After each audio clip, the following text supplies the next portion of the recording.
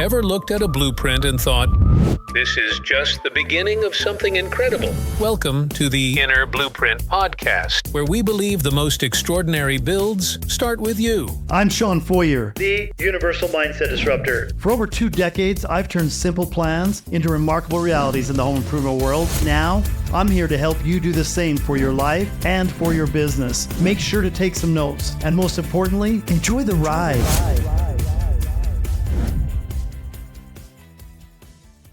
Hello, and welcome back to another episode of Inner Blueprint.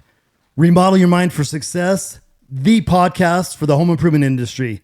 I'm your host, Shawn Feurer, and excited to be here. We've got an exciting, amazing guest we're bringing on today. Miss Caitlin, she was taking a break, so it'll just be me hosting today. And I have to tell you, do a little intro here. Every week as we get ready to record an episode, I'm just so excited at number one, the quality of guests we're attracting to this podcast. And number two, just getting into the stories, because sometimes when we're looking from the outside, you see these success stories, you're like, wow, I wish it was that easy for me. And then as we get into these episodes, you say, wow, they make it look really easy, but there was a lot of struggle. There was a lot of challenge to be overcome to get to this point. So today's guest is actually a really good friend, a dear friend of mine. He's also a very successful and a leader in the home improvement industry. You know, as we were getting ready to record today, we were talking. I met his dad when I was 16 years old, and we worked together for a little bit. And then in 2001, as this guest was graduating from the Marriott Business School and trying to make some decisions on his career, he came down to my showroom at the company I owned, and we had a discussion about working with our dads and what it would look like. And from there, we've just been intertwined in each other's lives. Today's guest owns a very successful home improvement company here in Salt Lake City, RGS Exteriors. They do siding, softened fascia, rain gutter. If I miss anything, he's going to catch me up. He is the fourth of 5 generations of ownership of this company. With his leadership and his vision, he's taken this company to the highest levels it's ever seen. Please welcome Tim Brown Jr. of RGS Exteriors, the president, the visionary. Welcome to Inner Blueprint, man. Hey, such an honor and such a privilege, Shawn. It's, man, like you say, we go way back. Look, we've both seen each other's highs. We've both seen each other's lows. Like, I can't think of another person that I probably know more about and with. You know, you were one of my early mentors. Like you said, the very first time when we met back in 2001, the reason why we met is my dad knew you very well. Yes. And asked that you would sit down with me because I was trying to make a decision. To either be partners with my dad when I graduated or go another direction. And you had a really good opportunity in the other direction. And I know that was a tough decision. I was honored to be a part of that discussion and share with you. Yeah. You know, obviously, if you're listening to this and you're in the home improvement space, you know what an opportunity is. It's a $500 billion industry.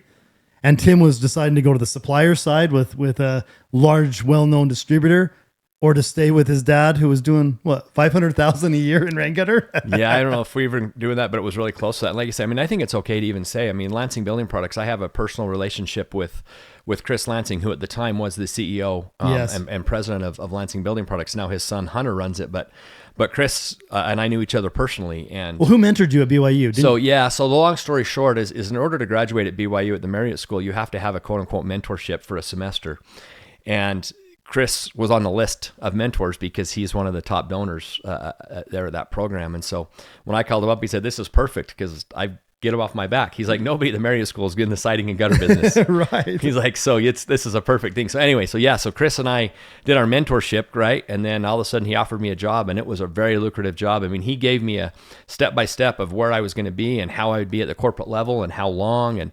And so it was a really tough decision. And here you are looking at your dad's little company at the time, right? Right. I mean, I was like thinking, man, I'm going to be installing gutter if I stay with my dad the whole time. And here we sit, and, you know, here it is. What is it, 24 or 25 years later? Yeah. So, yes. Well, you've taken that company, and I want to start because listeners, you know, a lot of you have heard of Tim Brown Jr., a lot of you have met him at industry events. From $500,000 maybe-ish in revenue then, what did you guys finish at last year? So we finished at 13.4 last year, and we're on track, actually even trending better than 14 right now. So that's our budget this year is based on 14. Wow. And without getting into the details, are you guys making money? Well, and that's the other thing that's more important. For years and years and years, we were a company that did okay, and I made a good living, and my employees did okay, but we didn't make real money. We finally are, and it's what a difference. Yes. And look, I mean, we'll get into it, but Inner Blueprint's obviously a big part of that, right? Changing my mind, realizing that I was holding myself back was a big part of it. And where does that come from, holding yourself back? Do you mind? Where did you grow up, Tim? Yeah, so grew up right here in Salt Lake, not too far from Shawn.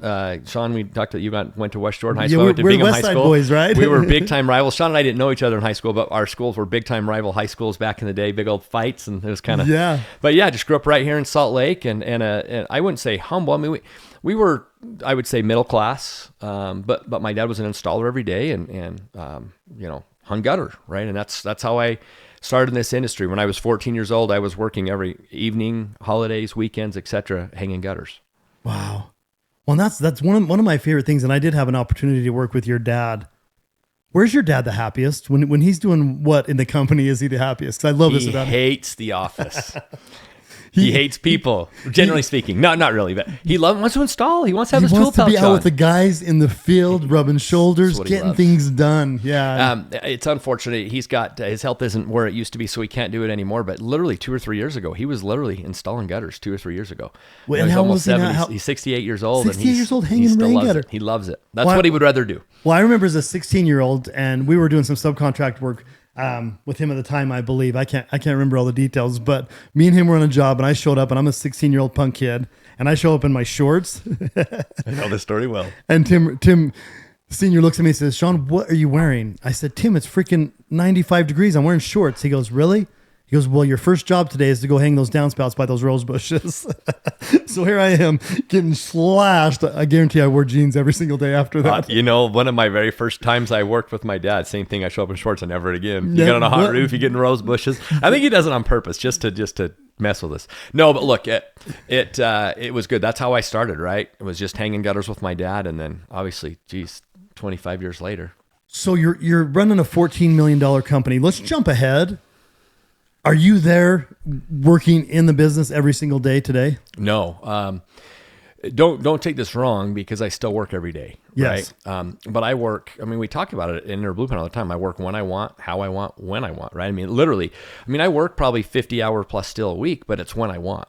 And it's on what I want. Do you do a lot of that at home? 100%. I only go in the office 1 day a month. That's it. And the only one day, I want you to listen, because so many owners, and this is jumping into Inner Blueprint, they want their company to grow. They want their company to be self-sufficient. And every day they go in and mess things up. And your leadership team, I work with them.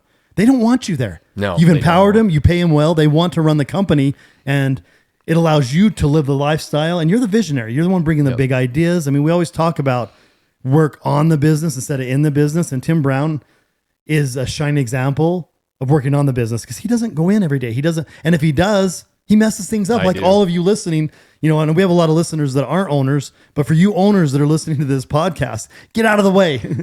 It was really hard for me, and I'm still not good at it. The guys will tell you that in some ways I'm really good, in some ways I'm not. But yeah, I go in the office 1 day a month. The rest of the time I work from home. I check in on my leadership team daily, right? Every day I'm talking to them, texting them, just checking in on things. But physically going in the office, truthfully, the only time I go in is once a month, and it's because we do our company meeting, when we do our celebration, our bonuses. Mm-hmm.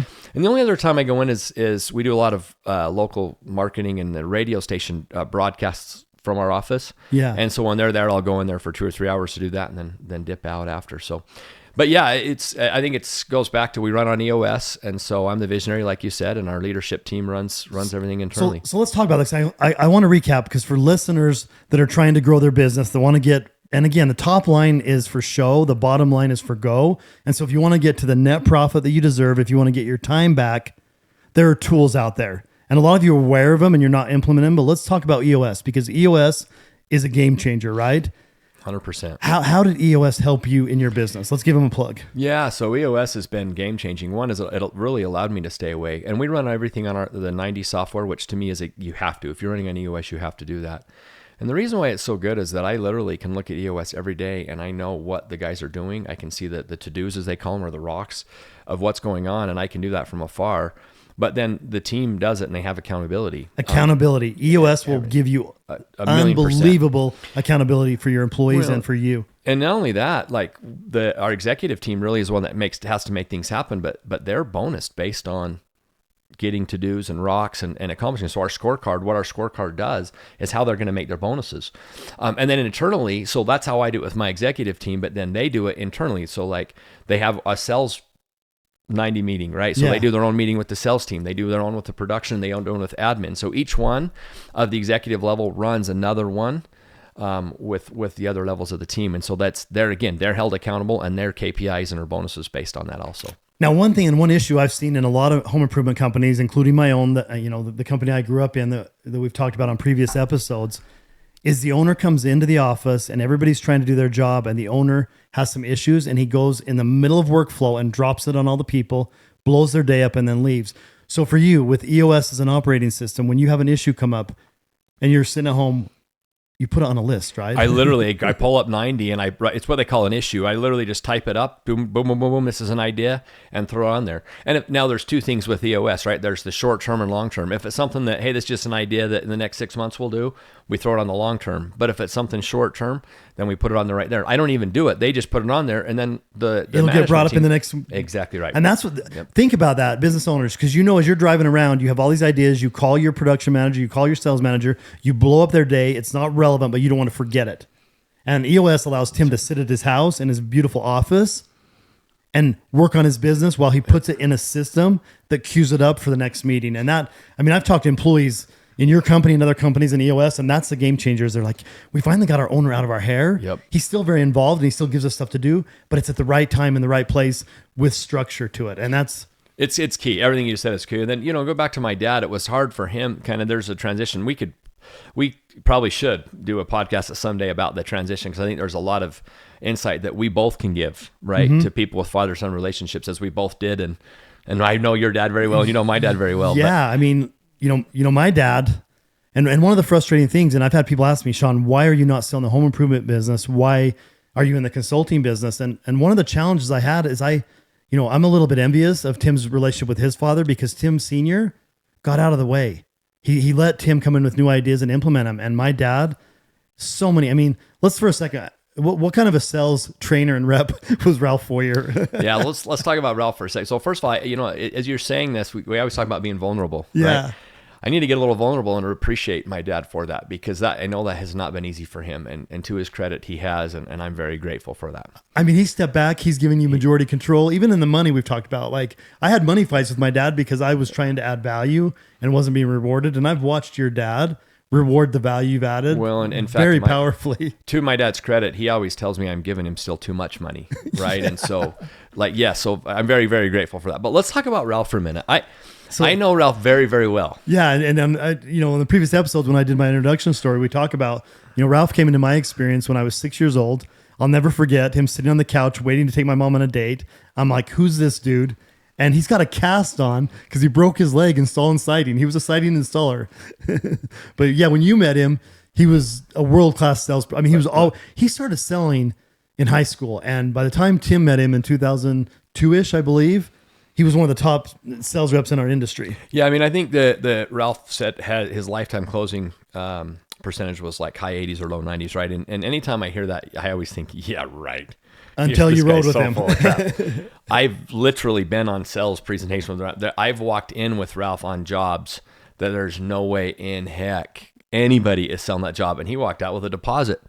Ralph was elite sales guy. There is nobody that I've ever seen in my entire life better. And the thing that's interesting is Ralph's sells, his disc profile, like none of that is. He shouldn't have been a good salesman. I remember when he took his first disc, and I met Grant Masmanian, who I've mentored under for the disc. And he looked at me and he said, your dad shouldn't be able to sell, right? And I said, I know. How does he do it? Yeah, Ralph shouldn't be. He was very introverted. He was introverted. He was he's just a different cat, honestly. But he was such a good salesman. He was stubborn, and maybe that's one of the things that made him good, right? Very determined, yes. Very, very, very high D on the disc. The guy's probably, I don't even know. I haven't even seen it, but I bet he's close to 100 on the Yeah, D he's scale. 95D, like a Yeah. 5i, like totally Yeah. assertive, direct, very introverted, but could sell ice to an Eskimo all He day, was- every day. He was so good, and he was actually so kind and was so willing and helped anybody. And he was, there's people that literally flew all over the country just to come ride with Ralph. Yeah. Now, you don't want to drive with him. He's a scary driver. One of the most scariest moments of my life. We go to his sales appointment. Hey, you hungry, Tim? No. I'm like, yeah, let's go. We'll stop at McDonald's. I'm thinking we're going to get a burger. He's eating a salad in the car. He ordered a salad and he's driving. I'm like, Ralph, do you want to switch? No. So there we are on I-15. He's driving with his knees, eating his salad, and on the And way his to the clipboard's rolling back and forth on the man. dashboard. Yeah. That was Ralph. But we had some amazing times with Ralph. But the thing is we've got some fun Ralph stories. We've got some eccentric Ralph stories. But you and Ralph were integral in us. In fact, I truthfully, one of the big things that helped us grow is joining the network CCN, or Certified Contractors Yes. Network. We've talked a lot about. Yes. We would have never joined CCN without your dad. Honestly, I would have never joined CCN without my dad. That's what's funny. your dad was honestly, how do I say this? He was almost annoying about it. Oh, he was. He would call my dad and me and bug us. And I mean, literally to the point where it was like, we went to CCN, our first event, and Just to get him off your back? Just to get him off our back. My dad said, look, it's worth whatever this is going to cost is just to shut Ralph up. Yeah. We went with a full intention to go to shut Ralph up, and then we were going to go on our way. And now you're on the steering committee. And now I've been the steering committee, and I've been a member of CCN for I think we hit 20 years this year. So, Yeah. CCN changed our life, and it wasn't for Ralph being so persistent. And we kind of were talking offline earlier, even like with food storage. I mean, Ralph was a big food storage. I have my food storage and a water supply because of Ralph. Yes. He was as adamant about that as he was selling home improvements, actually. One day, a funny Ralph story. One day, your aunt Sylvia, his sister, was kind of ran the office of your Yeah, she company, worked for our and office. Sylvia was wonderful and had a great relationship with her. Well, she called me up one day on a Friday afternoon. I'll never forget. Said, Tim, Ralph would like to meet with you first thing Monday morning. And I'm like, well, what's about? She's like, I don't know. He just asked me to schedule it. So at the time, we were subcontracting, or you guys were subcontracting you were all doing the all the gutter rain stuff. gutter work, So it was a yes. lot. I mean, it was probably 2 crews worth of gutter. It was a large part of our Yeah, business. we were a big account. Probably 35% of our business. So all weekend, I just didn't sleep. I thought we were losing the business. He was going elsewhere, and he was going to let me down. No, he just wanted to meet with me to make sure I had my food storage. So here I am all weekend panicking. Yeah. I'm going to lose this account. And he just wanted to make sure I had my food storage. Well, that's the hardest thing, and I don't want to rabbit hole here, but I've definitely mentioned it before and probably talk about it because I'm a positivity coach, and my dad got caught in negativity, right? Yeah. And doomsday, end of the world. It's a whole culture, but anything we do in life can go to a fault, and I do feel like, and he passed away and left this earth in 2021, way too young, way too early. He never drank, he never smoked, but he consumed a lot of negative material, and he was passionate about it, right? To a fault. No, I agree 100%. I mean, look, this isn't a negative thing. Ralph is honestly one of my mentors, right? I mean, just Yeah. like you are. I wouldn't be where I am today without Ralph, so I'm eternally grateful for Ralph. But he definitely had some of it, some of those dark sides sometimes as far as that negativity. And it's interesting. I don't know that Ralph ever would have been open to Inner Blueprint because you have to be open. Yeah. And just like I wasn't, right? I mean, maybe let's talk about that for a second. Yeah, how long did, and let's go back before that. 'Cause Okay. before we get to Inner Blueprint, we have to go to, so Tim Brown was my sub for rain gutters from 2001 until 2014-ish, right? Probably about that, yeah. And you had maxed out your company with what you could do with rain gutter, and you wanted to get into siding, soffit, and fascia, but because of our strong relationship, and this is one of the things I love about Tim, and if you ever get a chance to mentor or work with Tim, you can count on integrity, on doing the right thing. They wouldn't compete with us because we were so close. They wouldn't compete with us. And, I've shared in past episodes kind of my story when I made my decision to leave my family business.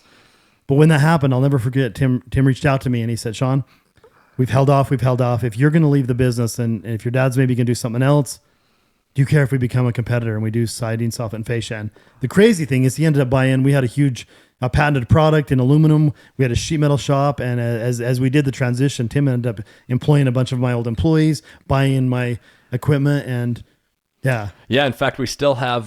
Alumacrown? we still have Alumacrown. It doesn't... Unfortunately, it's not as much wanted, but one of your old siding guys, Randy, still working with us. Oh, yeah. I mean, it's kind of fun. So, but yes.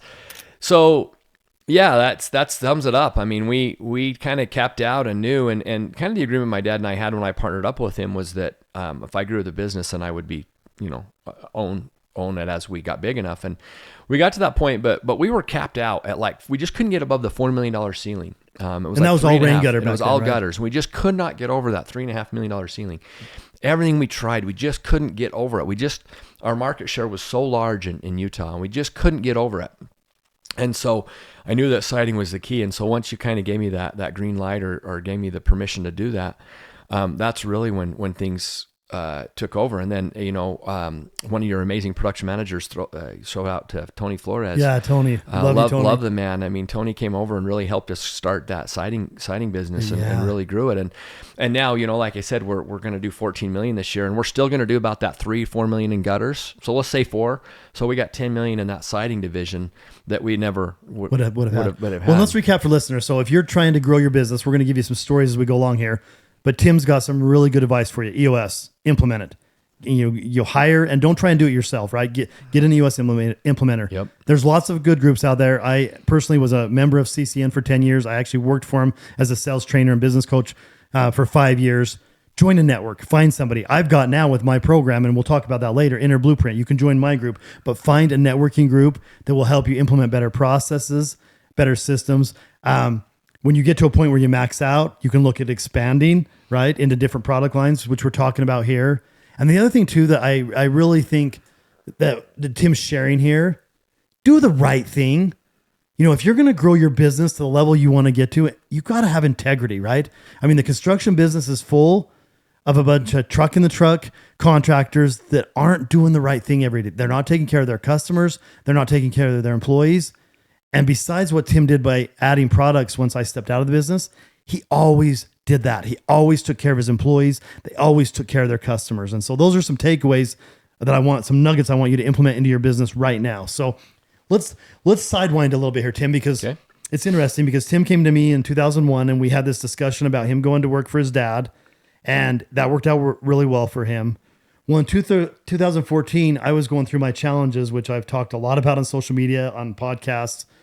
And I was going to leave my family business. I was in the process of, potentially leaving my marriage and making all these changes. And it was so interesting because I had introduced through Ralph, my dad, Tim to CCN in 2002-ish, 3-ish.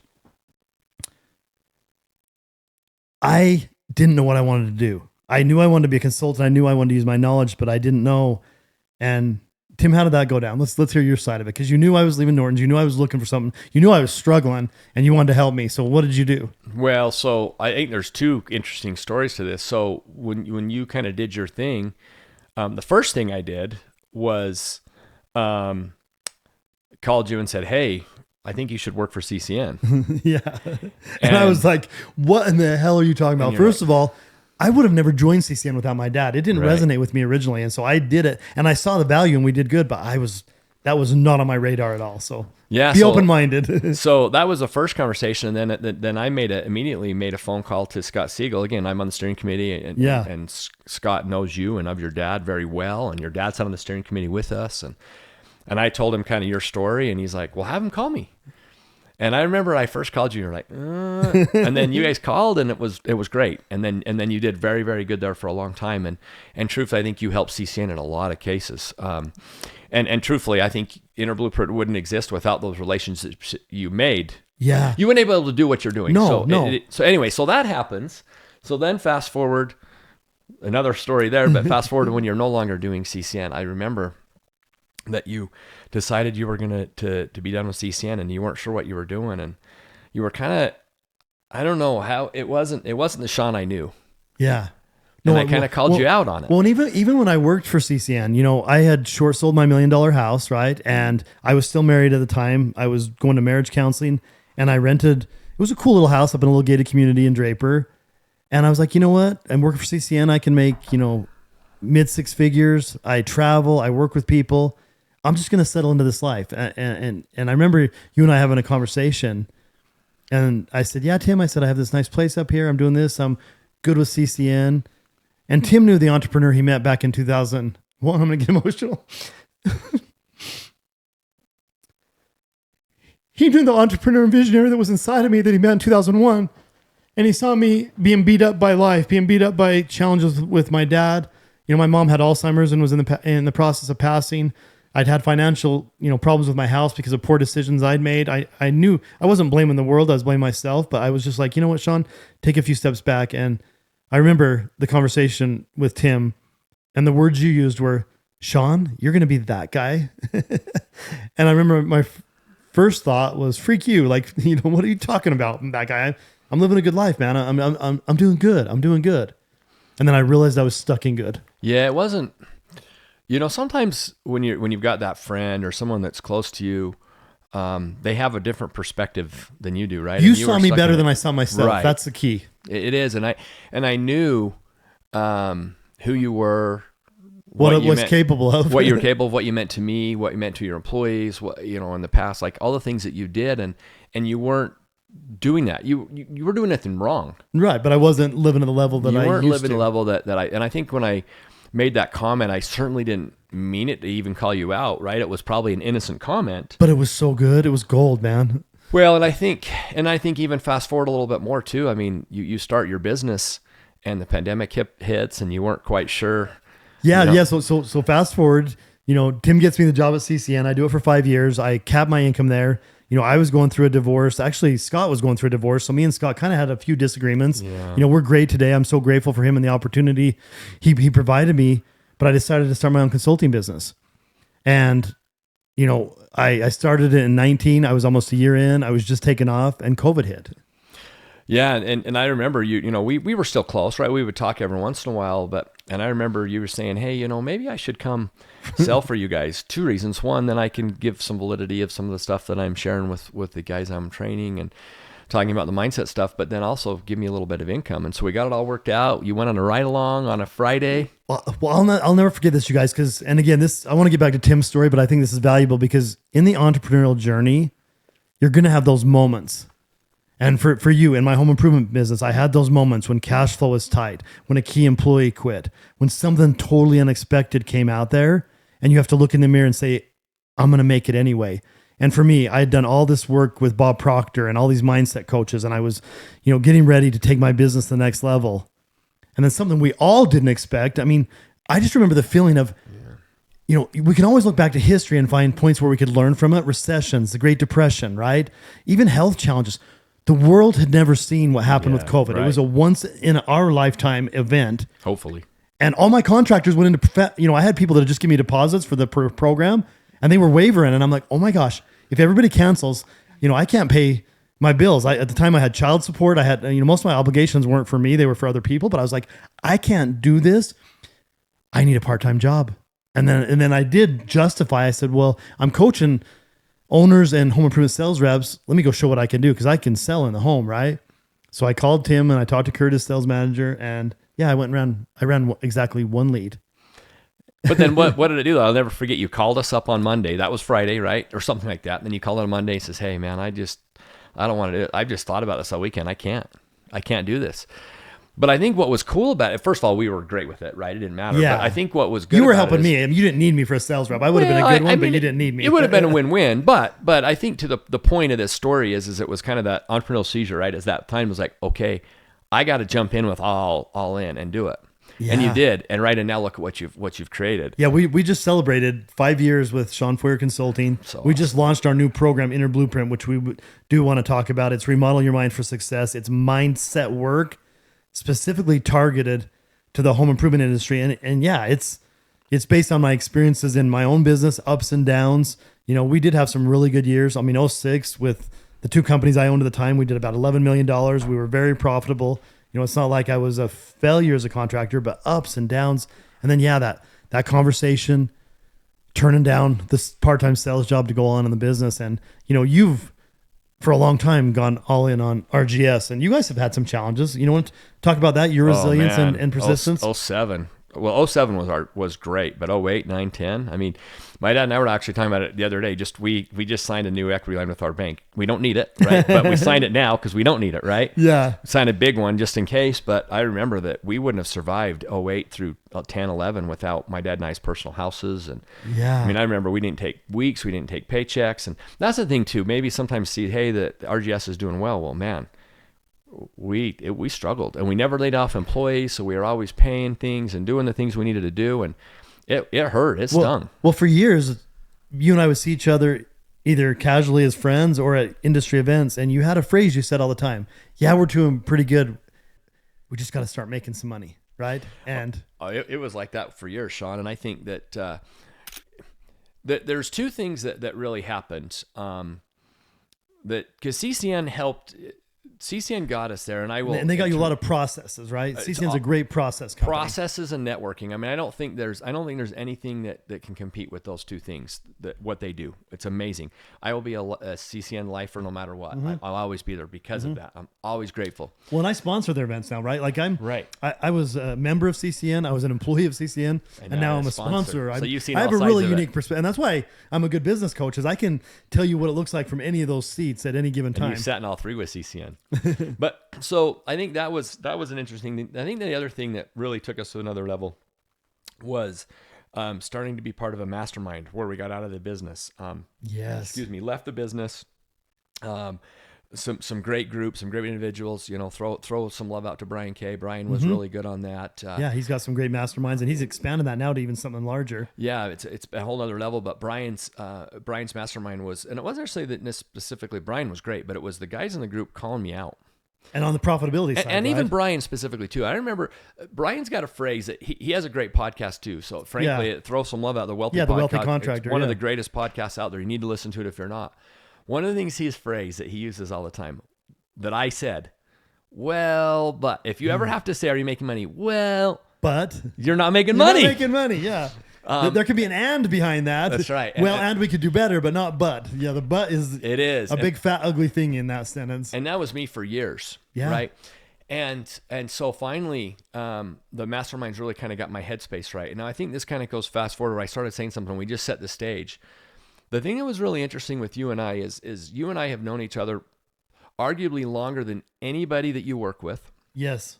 In fact, factually, there's nobody. Anybody in the other groups I've known. I've not known as long as you. And in fact, really, anybody in CCN, I've known you longer than anybody. And so because of that, and because of our relationship, and also let's just be candid, I saw the divorce. You had a front row seat. I know your kids. I know your wife. Yes. I mean, I know your ex-wife. I mean, I know how. Right? I know all of this. I saw everything. Yeah. I personally struggled a little bit, if I'm being transparent, which I think this is what this is all about, being vulnerable. Yeah, it's my superpower that I'm working on. Yes.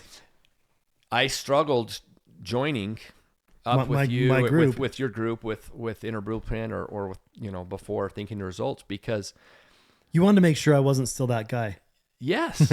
I know. I think so. I mean, not fully, but yes. Yeah. There was two parts to it. Excuse me. One was that. Yeah. The second thing is I wasn't ready. Yeah. If I would have joined when you started, hey, come join my group, it wouldn't have worked. Well, do you remember I offered you to join, and then I wouldn't let you join. Yeah, it wouldn't work. And it's because, and that's the thing too, and that's where I do pat myself on the back with the study, and especially with guys like Bob Proctor and Jack Canfield. I've got an awareness of the subconscious mind, and especially for contractors. When I looked at Tim, I knew he wasn't ready. Once I got deep enough into it, when I first reached out to him, I was starting my business and I just needed clients. Sure. And I took on a few people that weren't ready and it didn't work. But now I know, and even today, you were a few minutes late here to record and you were apologizing to me, and it was perfect because we were running behind because of a call earlier. God's timing is perfect. Sometimes early, but never late. And our whole relationship has been inspired timing, from you choosing to work with your dad, from you helping me get with CCN, from you calling me out, from me pushing you, and then from us getting together. And let's talk about this, because we are 6 modules into Inner Blueprint, the Remodel Your Mind for Success program for the home improvement industry. How has that helped you take everything you learned from Brian K., everything you learned from CCN and Scott Siegel, everything you learned from your father, and put it together at a higher level than you ever thought possible? It tied the bow on the present, and it ended it perfect. I would not have been ready even 2 years ago. Yeah, I know. As good as I was and as good as we were doing 2 years ago, I wouldn't have been ready to work on me inside or here. Yes. Right? Well, it's in here between and the here. ears. Yes. In between the ears. It's your heart and your mind. Yes. But more in between the ears. I wasn't ready. That 6 inches wasn't ready. I was, again, God's timing is everything. You know me, I'm a very spiritual, religious individual. And to me, the Lord has his hand in everything. And if you'll put your faith and you do the things you need to do, he'll guide you and direct you. There's not a question in my mind the timing worked out perfect, because not only have you helped me, but my number one, my right hand, my integrator, Kurt's in it. And now we have another one of our managers doing it, and they talk about it internally. They love it. Yeah. So not only has it helped me, but it's helped my team. And I wouldn't be where I am without it. I look forward to the modules every day. I'm religious. I listen to them every day, listen to podcasts way more than I ever have. Like, I'm working on me here and here more than I ever have. And I would not be there without the Inner Blueprint. Yeah. And that's not a cliche. I'm not just saying that because we're on this podcast. It's literally, I would not be where I am mentally without it. And you're ready to have the best year of your life professionally, personally, in every area. And that's what Inner Blueprint is. It's not just about your business. That's what I love about what I do, is I help business owners become better husbands, fathers, brothers, and employers. 1,000,000%. Look, we joke about it all the time, but we say I can do what I want, when I want, with who I want. It's a mantra. Yeah. And right? you do. And you're then living also it. Go back to the thing too, the kind of the more than 24. Uh-huh. And then the last one is how does it get better? It just did. Well, they're cliche, but it's true. It's a mindset. It's where we set our minds. We expect good things. We expect freedom. We expect abundance. We expect love. We expect fun. It's just blows my mind. Like, I remember when you to your credit introduced The Secret to me when it first came out. Yeah, 2006, the Law of Attraction movie, which was great, but it missed a lot of points that we now dive into with the laws of the universe. Well, I think the problem with The Secret is, and maybe you're going to correct me. It was hokey. It's a little woohooey. Yes. And I think that's part of the reason why I struggled a little bit, Shawn. Because you thought I was going to just do some secret stuff on you. It was going to be all The Secret. The principles of The Secret are dead on. Yes. And they're so valuable. But it is a little woohooey. I'll give you an example. One of the things they talk about in the movie, I'll never forget. They talk about, well, if you're going to the grocery store and you're going to go park up front, and you're just going to automatically drive up front because you're just going to manifest that you're going to get a parking space up front. I don't know that it necessarily works like that.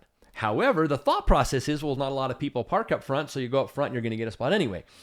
I like that and I appreciate that. But that woohooiness a little bit was a little hard for me. Yeah. However, working on my mind, my I am statements, my manifesting the worthy goals. Yeah. I love that. And I grab onto that. And I love that. Well, when the law of attraction is secondary to the law of vibration, and if you're not in a good space vibrationally, you're not going to find it. I mean, the front row park, we talk about it because Caitlin always finds front row parks. She's always looking for them.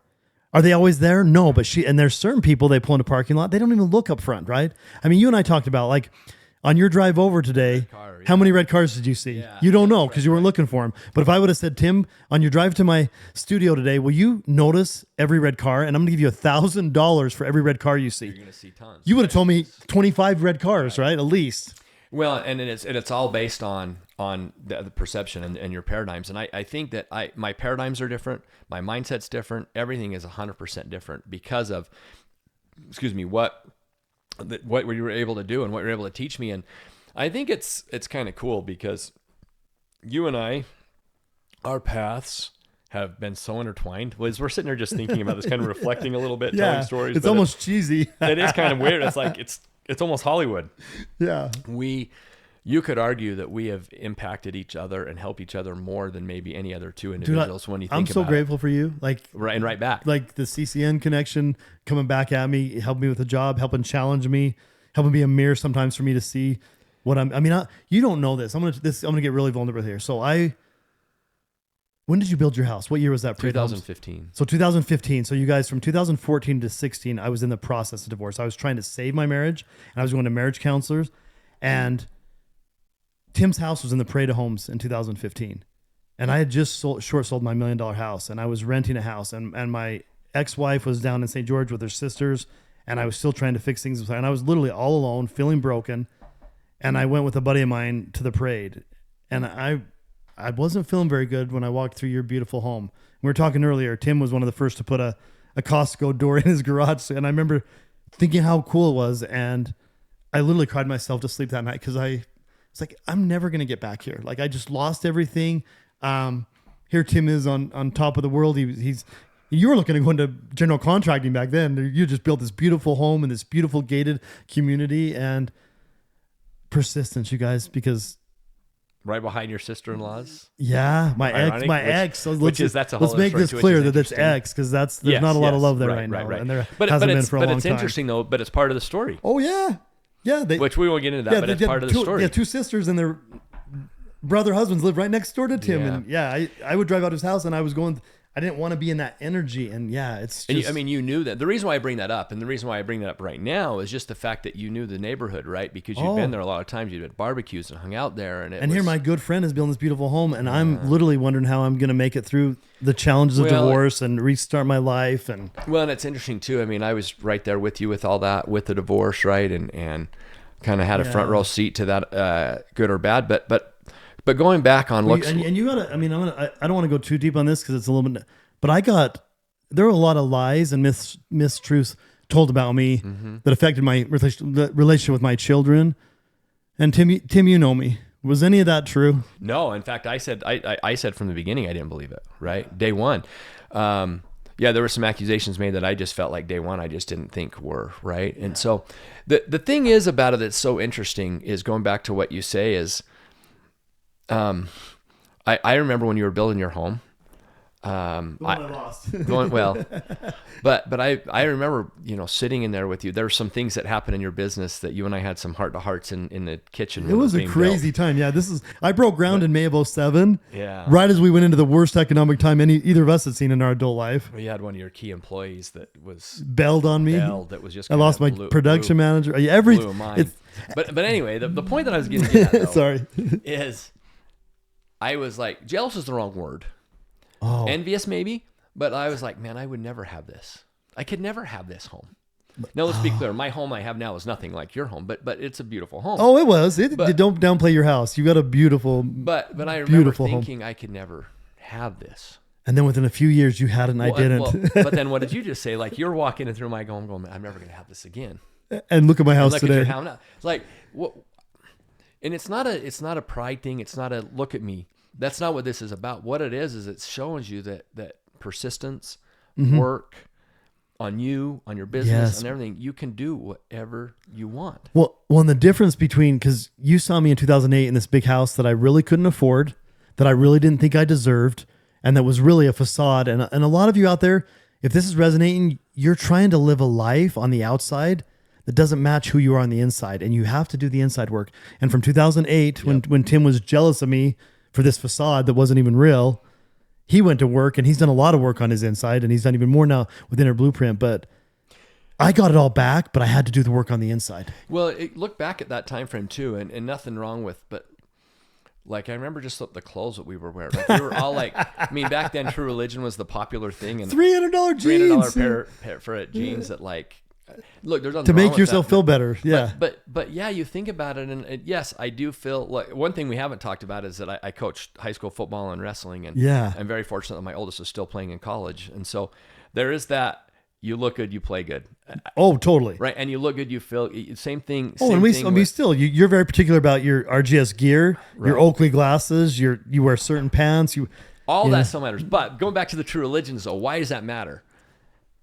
This big, huge stitching on your butt, it's so stupid. You can't get the value from the outside, but we try and create it. But we tried to create it. Yes. And I don't take it back, and I wouldn't have it back. It was fun, and I loved that, and it was fun to throw out. There was something to be said about putting on a $300 pair of jeans. But I was certainly faking it at that point because I couldn't afford that. Yeah. And I couldn't afford as many pairs were being bought in my house. That's for damn sure. That's another story. That's another story, too. Those were my pants. But going back to that, though, why, though? What did that... As stupid as funny as a pair of True Religion pants were, and those, if you go back to the 2000s, those of you around, you know exactly what we're talking about. Yeah. But what did that mean? And why? Prestige and status that we were trying to create that wasn't. We were trying to create it that wasn't there because we weren't ready here. The imposter syndrome we talk a little bit about. Well, how many contractors, and Tim, you drive a big truck, but I drove a big truck back then. Big truck, what do they say? There was that Millionaire Next Store book, big hat, no cattle is the saying in Texas. Right. And there's a lot of contractors that have a lifted truck with a $1,500 a month payment and they can't make payroll. Well, the thing that's interesting too is I think it's maturity because I used to feel like I had to have the house, I had to have the truck, the boat, whatever to make it. But that didn't buy your happiness. Not at all. And in fact, look, money does not buy happiness. Anybody that thinks it does, they're sadly mistaken. Don't get me wrong, it makes life easier. Yeah, because I went through a period in 14 to 18 where I had no money and I wasn't very happy. So it does help. It makes life easier Yes. and more convenient. And freedom. And freedom and convenience. Freedom. It gives you freedom and convenience, Yes. but it does not give you happiness. Money is not, it's not happiness. No. It's not true happiness. But if you're a happy person, it helps you live a happier life. 100%. But you've got to work on you first. Yes. And I know it's kind of coming back full circle, but honestly, like I look back through my journey and what we did and what we've been able to accomplish and what we're going to accomplish. Everything had to happen for a reason. The Lord's timing is perfect. Perfect. Yes. I had to be prepared. I had to be ready. I had to be tried. One of my very, very favorite scriptures talks about that we do not receive a witness until after the trial of our faith. Ugh. Right. So you have to be tried, and why? It's the refiner's fire. Well, and that's, from religion, from more of the new age for the now age that I bring. Like Wayne Dyer used to say, will you believe it when you see it? And that's what most people try and do, which is what you just said in that scripture, right? It's the opposite. I will actually see it when I believe it. And the belief comes from the inside. And I actually had a really powerful analogy brought to my experience the other day. Do you know what's in the middle of believe? Lie. That's interesting. And a lot of times we lie to ourselves on the way to believe. We lie to ourselves with true religion genes, with all this bullshit on the outside. We did. Because we don't believe on ourselves on the inside. And I didn't back then. Same. 100%. And you thought I did. That's what's crazy. You looked at my life, big house, nice car, big business. I want to be Shawn and Norton's. No, you don't. Well, no, you don't, bro. Here's the interesting thing about it. It's maturity, but it's also the growth. I look at you now compared to then. You're truly happy now, like truly inside. Yeah. You were fake happy then. Yes. And that has nothing to do with any of the people around me or any experiences. It's just no, you. It was me. It's inside in it. And I've taken 100. That's another thing about Inner Blueprint.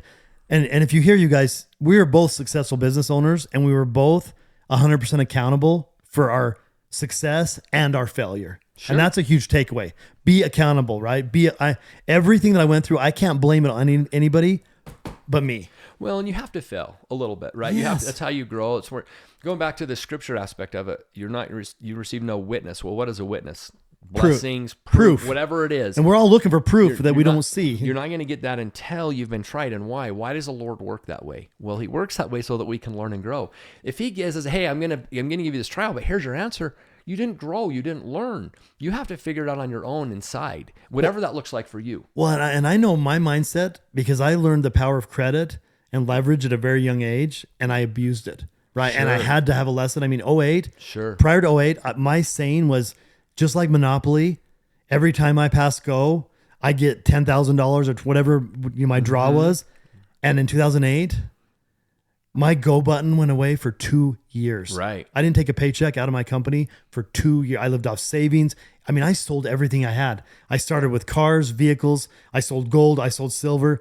I don't know if you know this. My grandma, when I got married, she was a hairdresser from the Great Depression, and she had freezer cash. She would put $100 bills and put it in her freezer. Right. So if she handed me $1,000 in an envelope in 1995 and said, Shawn, here's some freezer cash.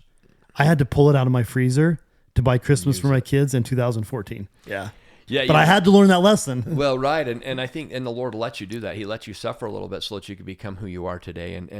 And now not only are you better, but the lives are changing. And I think that's something you got to give yourself some credit for too, Shawn, is our group. I'm very fortunate to be in your owners group in our Blueprint. And we were talking about it just the other day in our call that I've never seen a group closer in my entire life in the business world than Inner Blueprint.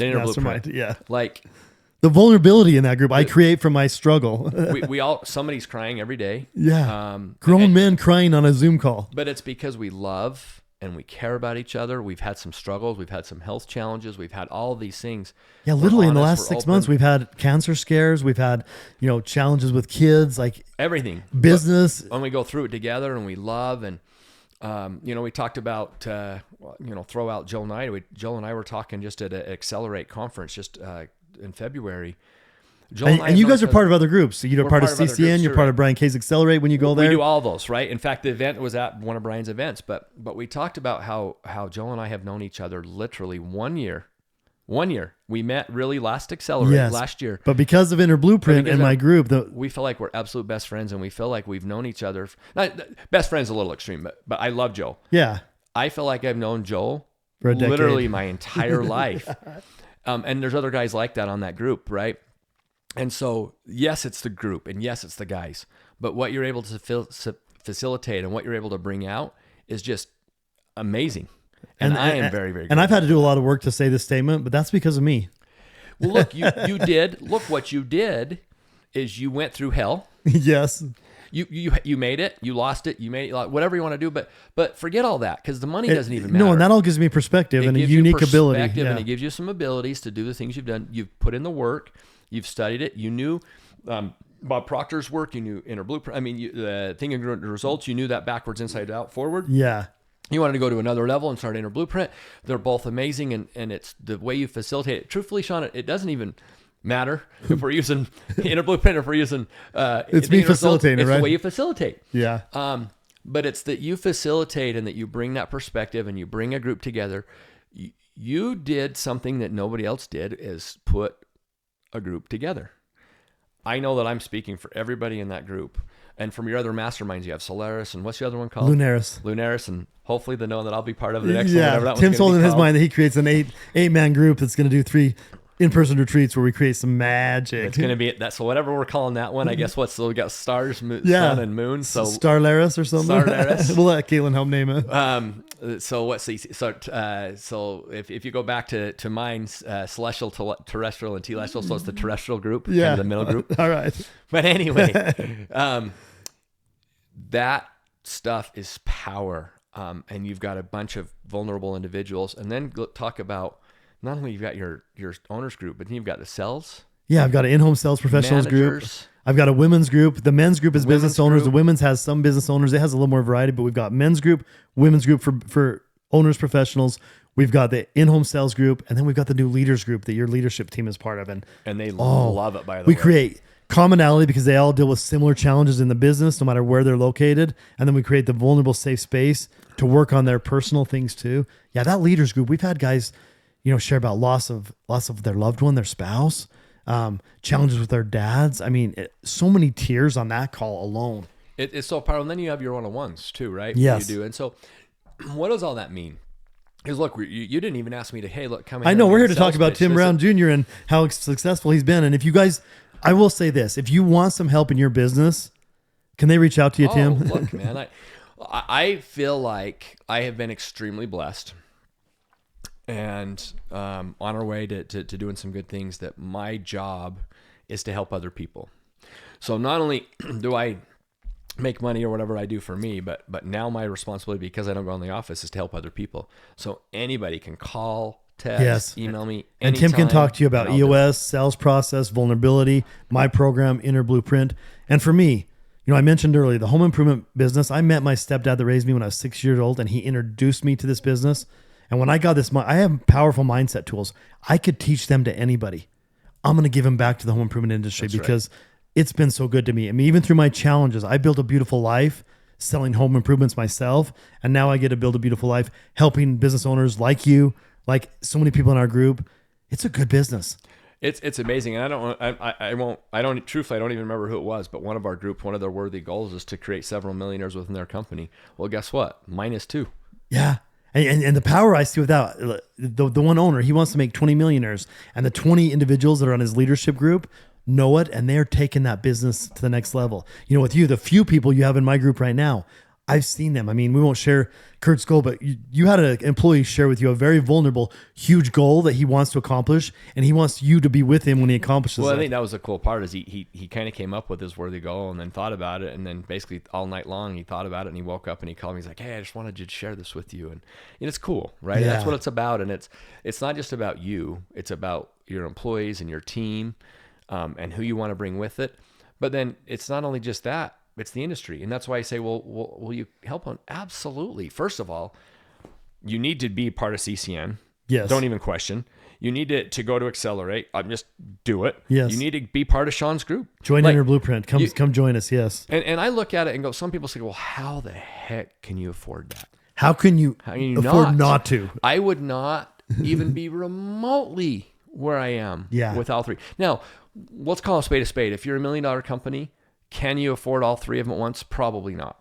However, there's a great guy in our group that does gutters too. That's about that size. Yeah. That's doing all of them, and he's joined killing CCN and me a year ago, and he was in debt, struggling, and he's on his way. He's killing it. I looked at his P&Ls with him last week. Of my group, he did better than anybody else in the group with his numbers in January. It's awesome. Just like that. And he was $1 million company. Now, Tim, I love plugging other programs, but this is my podcast and this is Inner Blueprint. And there's a lot of talk in the industry. 5% mechanics, 95% mindset. How important, and if you think of you and I, if we were doing some work with maybe Bob Proctor back in 2008, and we would have taken our mindset, we would have had different paths, right? 100%. So how important is mindset, would you say? If they're looking at a bunch of options, how important would it be to work on their mindset? I think you've got to start here. And the reason why I didn't. Right. And I didn't either. It's funny that I'm saying this, but I wish I have zero regrets, but if I could change one thing, it would be my mindset. The interesting thing is you got to be ready for it. You do. You got to be willing and open. Yeah. And I wasn't. Yeah. And so that's why my path was the right path for me. However, the reason why working with Inner Blueprint is so key and so important from day one is it's going to teach you how to learn. Your paradigm's going to be differently. Yeah. Everything is different. Yes. When I go back to, I just think back to kind of the big aha for me when I joined CCN was a mentor of yours, a friend of yours. He married you. Oh, Charlie Gendell. Let's throw some love. If you need some help, reach out to Charlie too. No, He's got charliegendell.com. His book Lessons Learned is a business map from 800,000 to 48 million in a little less than 40 years. You and I, in fact, I think we both have a foreword in that book, correct? Yes. Right. And that shows you how much we both love Charlie. Yeah. Mine's only small. I'm so glad you said that. How can we not plug Charlie on it? Seriously. Charlie got my dad into CCN. We got a fax across our fax machine. Yes, that's how long I've been in the industry. That said, come visit $15 million a year window company in Santa Ana, California. And we went, my dad took Shawn Whitaker of Whitaker Roofing and my dad to California and came back and said, we just joined this organization. And I'm like, you did what? Well, and then fast forward about 6 months later, you basically chartered a plane, not literally, but pretty close. I took our whole company. Your entire company. And then I took several of ours, myself, my dad, and Ross. We could do a different episode on that. And we went to Charlie's basically place and did something there. But anyway, back to Charlie, the mind that I had. I'm sitting in his Taj Mahal that he talks about, that he lost. He went through ups and downs too. Yes. That's another story. We're going to have him on and do an episode for sure. Man, that's some tears will be on that one. But I'm sitting in his Taj Mahal building and I'm literally doing business planning boot camp for the very first time. Yes. And my paradigm was blown. I had no idea something like that even existed. And I wasn't even ready for it. If I would have had Inner Blueprint and then I had gone to business planning boot camp, oh my gosh. You know, it's funny. I've kind of side pitched it to the people at CCN that if you let me do 30 minutes of mindset before every training, you'd open people's mind to receive the material better. I wish that the first day of business planning boot camp would be you coming in doing mindset training. Boom. Because you just don't understand. Like for those of you listening, business planning bootcamp, business training, Charlie through it was actually a franchise that he had bought into. He got a spreadsheet, and if you buy his book, you can get the spreadsheet. It's hard to implement without getting some coaching from either CCN, Charlie himself, or I actually do a little bit of work with that on some of my mindset. But understanding your numbers as a contractor, you can't run it by checkbook balance management. That's another thing we should share here. Is if we would have had the right mindset, and then we would actually use the tools we had to manage cash flow, to manage planning. You know, Tim has a month by month pro forma budget, and every month, and this is something I help people with accountability, you got to check those numbers every single month and make tweaks and changes. And if you'll do that, you'll see your net profit rise quicker than anything you've ever seen. 100%. And I think that, but it just all comes back to getting, when you go back, how do you sum all that up? How do you sum up where everything goes? Well, I think to me, I learn different things in different paths, and there's maybe you and I do another episode that's nothing to do with our stories, but just things that I've done. In fact, I had a great presentation. I think that it turned out pretty good. That I spoke at Accelerate, and it was 10 ways that I went from 6% net to 16% net. Mm-hmm. We could do a podcast just on that and summarize those 10 things. I think that might be valuable. Okay, yeah. But having said all that, The mindset was such a key to that. Right. You wouldn't have felt comfortable getting on that stage if you hadn't done some inner blueprint. I mean, maybe I would have, because I'm kind of a freak. I'm weird. I like public speaking. I've been that way my whole life. You do, but you still get in your head about it, right? Well, let's share this, because this is something that I learned this week. I felt like it was a pretty good presentation. It was very short because I was only given 15 minutes, but it was truthfully a 45-minute presentation cut down to 15. Yeah. But I feel like I did okay. And then afterwards, of course, like anybody does. He says he did okay. I've heard he did amazing. So just think of that self-limiting belief right there. Well, but that goes back to what I'm going to say. Is afterwards, I had so many people come up. Thank you so much. That was so powerful. It was one of the best presentations. And what was my response every time? It could have been better. Yeah, but I was rushed. It could have been better. That's your yeah, but. It was kind of my yeah, but. Yeah. And I didn't even realize it. Oh. And then we were on a call last week. And then it was like, with the Inner Blueprint group. Doing the Inner Blueprint group. Work, yeah. And I was like, oh my gosh. What was I doing? Like, I missed out on opportunities to take compliments and say, thank you. My response should have been, yes. And that's one thing we work on mindset for men is we're the worst receivers in the world. We just did a call this morning with Matt Blanchard for his birthday. And he's like, why can't I receive it? I can celebrate other people's birthdays. It's in the male paradigm. We get taught to not be good receivers. Yes. And you got to learn to receive the compliments just like I do. My response should have been, wow, thank you guys. That means the world. Yeah. That's what I should have said. Yeah. Because that's what I thought. But no, I can't act like that. You don't want to be cocky. You don't want to be arrogant. It's not cocky, it's not arrogance. It's just accepting and appreciating. And I didn't do that. And I didn't do well. And I didn't recognize that until we were listening to one of the modules and about one of my superpowers. That was one of my superpowers was in that regard, I need to be vulnerable by accepting. Yes. So we're going to wrap this up, and I'm sure we're going to have another conversation, but are you ready to receive a little bit? Sure. All right. So Tim Brown, thank you for being a powerful part of my life, part of my story. Thank you for getting on this podcast and sharing your wisdom, your knowledge, and thank you for being you, man. Like, you are important to this world. Your employees, your team, your family. And we didn't even get to talk about your family. I mean, you've got a part-time adoptive son that you're taking into your home. I mean, Tim, he does a lot of servant work in his church. He has strong conviction for his religious beliefs, and he shares them openly. In fact, me and him have an ongoing bet. I'm trying to get him to say one F-bomb in his life, and he's trying to get me to the Mormon temple. So we're going to see by the end of our life who wins. When I get older, maybe I'll end up at the temple, but I am going to get him to drop an F-bomb one of these days just for fun. But no, receive that, dude. You're an amazing human being. You're an important part of my life. You're an important part of my mindset group, and you're an important part of the home improvement industry. So if somebody listening really resonates with you and your message, the family business, the overcoming challenges, the implementing EOS, finding the pro forma budget, and the networking of CCN, leaning into Brian K., how do they best get a hold of you? What's the best way to get a hold of you? Well, first of all, thank you. Thanks for receiving. You're welcome. That means a lot. You kind of almost need to, I guess I accept that pretty easy, just the fact that we're friends part. But then when you say something about the industry, that just kind of hit me like, wow, like to even be in the same breath as like a guy like Charlie Gindell. Yeah. One day you're on your way to be a legend, man. You're on your way to be a legend in the home improvement industry. And when Charlie received that's one of my worthy goals. When Charlie received the legend over at the Yahoo. Yoho. The Yoho event the other day. That was a Freudian. No, I'm just kidding. Yeah, didn't mean that.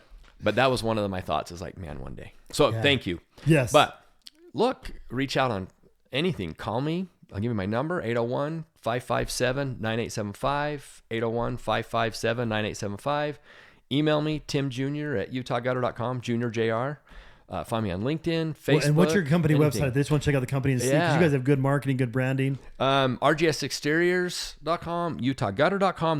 They all relate to the same website. But if you just Google RGS Exteriors in Salt Lake City or siding in Salt Lake, you should find it. And if you want to hit up, so Tim, I always tease him that he has FOMO for industry events. So he attends every single year Accelerate, the CCN events. What is it? The Top 500? Top 500. In fact, I'm very fortunate. Patrick and I just talked. I'm going to be speaking in the Top 500 in the fall. I'm stoked for that. Yeah, so go. If you're at an event and he's there, I'm there. Go say hi. Please come. He's very approachable. Come up and say hi. I want to meet you. I want to talk to you. I text with people all the time offline, and anything I can do to help the industry is what I want to do, and that's kind of one of my worthy goals. Yes, I want to help.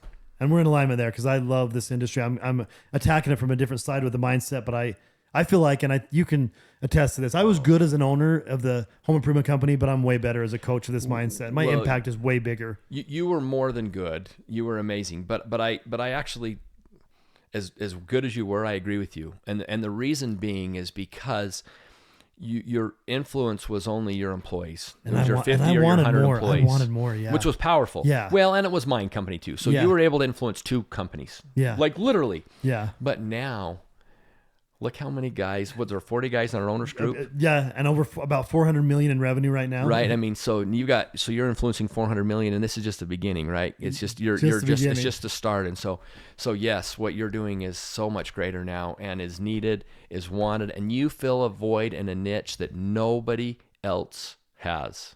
Thank you. It's awesome. I'm going to receive that, and I know it's because of my challenges, it's because of my life lessons that I can hold a safe space and right. Let's win. Thanks, That's dude. what it's all about, right buddy. there. Let's go. We're actually going to go estimate some siding on my house, I think, because I want to change stucco to hardy here in the next year. So let's go outside and do what you do. Love it, brother. Love it. And just like that, we've laid another brick in the foundation of your incredible journey. Thanks for tuning into the Inner Blueprint podcast with Shawn Feurer, your navigator through the maze of mindset and success. Remember, every tool you need is already in your belt. It's all about how you use them to craft the masterpiece that is your life and business. Now, don't let the momentum stop here. Follow me on social media and subscribe wherever you get your podcast to never miss an episode filled with the blueprints to your best self.